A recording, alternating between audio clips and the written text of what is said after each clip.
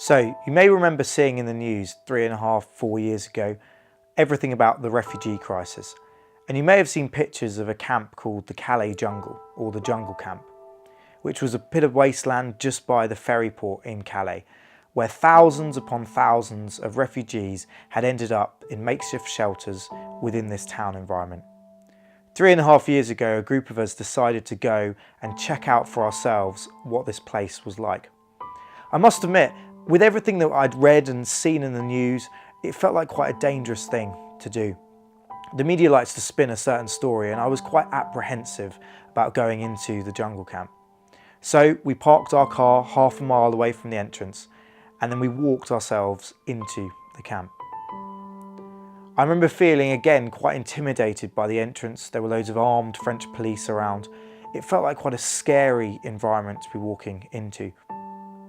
But as I crossed the threshold into the Calais jungle camp, what I can only describe as a real sense of community. So as we wandered around the Calais jungle, we came across a large number of refugees, and we started a lot of different conversations with them. Some of them invited us into their homes, which we gladly accepted. And as we went into this shelter of one particular person that I remember, we were just met by this amazing sense of family, of love, and really of humanity. The hospitality was completely radical.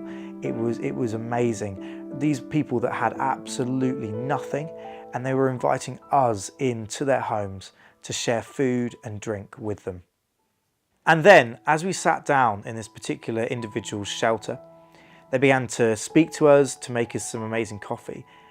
And then this person brought out a box of figs.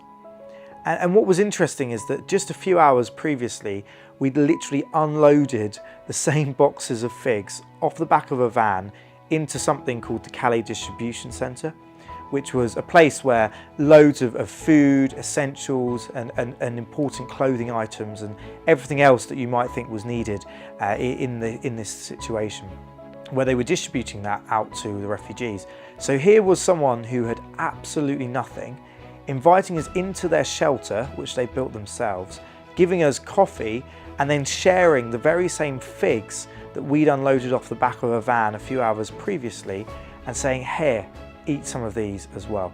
And that really showed me something around the love and the family and the humanity that was so present in the Calais jungle camp. Despite the fact these people had absolutely nothing, they were prepared to offer up the best hospitality to us, a bunch of British people who had just walked off a ferry.